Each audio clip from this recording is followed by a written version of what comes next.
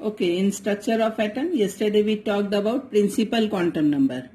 Okay, कितने quantum numbers कल बताए थे? 4 quantum numbers are there. Now today, second quantum number, that is known as azimuthal quantum number. It is denoted by small l. It is also known as orbital angular momentum or subsidiary quantum number. Right? It defines the 3D shape of the orbital. Orbitals have 3D shape, so it is defined by azimuthal quantum number. For a given value of n क्या है बेटा? Principal quantum number. L will be 0 to n minus 1. ये हमें याद रखना है.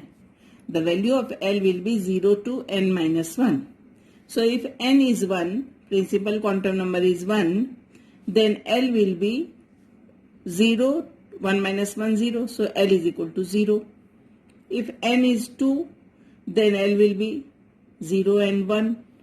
n is 3, तो 0, 1, 2. Each shell का क्या नाम बताया था कल? K, L, M, N, capital. Has subshells. Shell के अंदर सब शेल्स और सब शेल्स के अंदर ऑर्बिटल होते हैं, ये ध्यान रखना. So each shell has subshells whose number is equal to the value of n. कितने सब शेल होंगे कैसे पता चलेगा? जितना हमारा n का वैल्यू है. Like if n is equal to 1, so how many subshells will be there? 1. If n is equal to 2, how many subshells will be there? 2. If n is equal to 3, how many subshells will be there? 3. Let us see how. And what are the notations of the subshells? Subshells are denoted by small s, small p, small d, small f. G भी आता है, but हम लोग नहीं जाएंगे वहां तक. S, P, D, F. Right?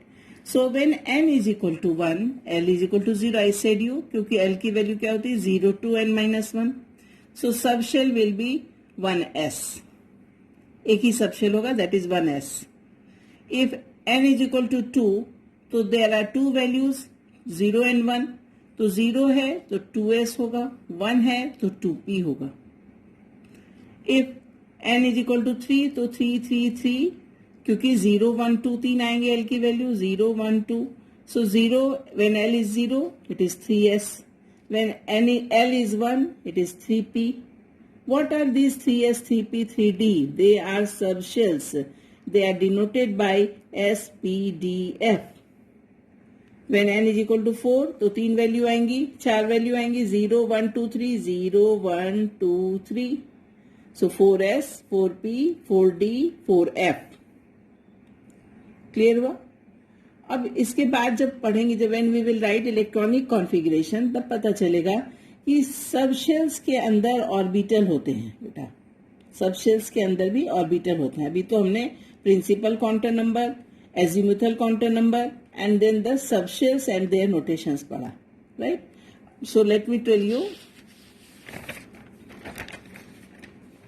about magnetic quantum number. It is denoted by small m.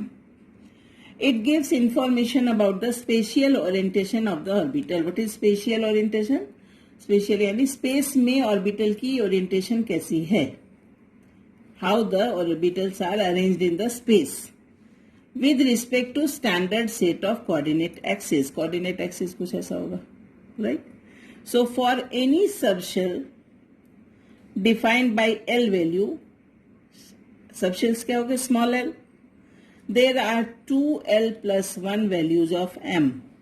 Look, if you are going through this for the first time, it may be sounding a unique thing, but you see 2l plus 1 यानी अगर l 0 है तो क्या होगा? 2 into 0 is 0, 0 plus 1 is 1. So एक ही value आएगी m की. वैसे भी एक फॉर्मूला याद रखना है. m कैसे कैलकुलेट करते हैं? Minus L2 plus L. You understood? n is equal to n की जो वैल्यू है उससे l कैसे कैलकुलेट करते हैं? 0 to n minus 1. m कैसे कैलकुलेट करेंगे? जो l की वैल्यू आई उसमें से minus L2 plus L. Simple.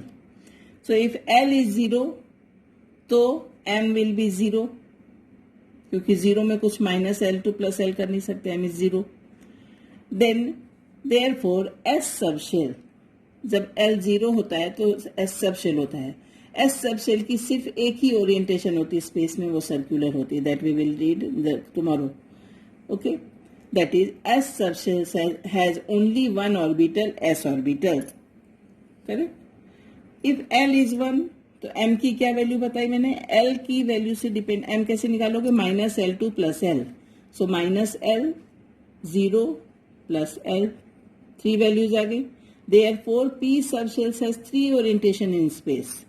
They are Px, Py and Pz, which are oriented along x-axis, y-axis and z-axis. So here I have written also P subshell has 3 orbitals Px, Py, Pz, which are oriented along x-axis, y-axis and z-axis. ठीक है? Then comes if L is equal to 2, so what will be the value of M? Minus 2 से plus 2, so minus 2, minus 1, 0, 1, 2, 5 दिख रहा है सबको, right? Therefore जब L2 होता है तो D में जाते हैं. Let me tell you how we are calculating. If L is equal to 2, ठीक है, तो D में जाएंगे. If L is equal to 2 तो D में जाएंगे, है ना? Subshell will be D. और D की कितनी ओरिएंटेशन है? 5 ओरिएंटेशन है. D subshell has 5 orbitals and it has 5 orientation in space.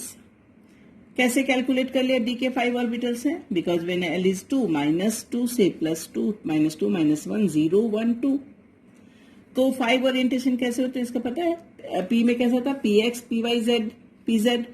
Here dz square, dxz, dyz, dx square minus y square, dxy. Then comes when L is equal to 3. तो M की क्या value आएगी बेटा? Minus 3 से plus 3, so minus 3, minus 2, minus 1, 0, 1, 2, 3, 7. 7 different orbitals of F, ये F लिखा है, F subshell. When M L 3 में जाएगा ना तो it will be F subshell. ठीक है? When L is equal to 3 then it will be L की वैल्यू 3, है ना? L की वैल्यू 3 तो F सबशेल जाएगा. F सबशेल की कितनी ओरिएंटेशन है? 7 ओरिएंटेशन. कैसे फाइंड किया? When L is 3, so minus 3 to plus 3. F subshell has 7 F orbitals. ठीक है? Now S, P, D, F, G. What are these? They are notations for subshell. Shell क्या थे? K, L, M, N. याद है? Subshell क्या है? S, P, D, F, G. S में 1 orbital. ये क्या है? Number of orbital. Let me right here number of orbitals. Okay. S में 1 ऑर्बिटल, P में 3 orbital, 3 orientation, 3 orbital. D 5 orientation, 5 orbital. F 7 orientation, 7 orbital. G we are not going in our course. ठीक है? Then also we will come to know it is 9. किसी एक orbital में number of electron कितने होते हैं? 2. Maximum number of electron in an orbital, एक orbital में 2 ही इलेक्ट्रॉन एक साथ रह सकते हैं. ठीक है? Let me show you. अगर मैं तुमको बताऊं तो hydrogen Z is equal to 1.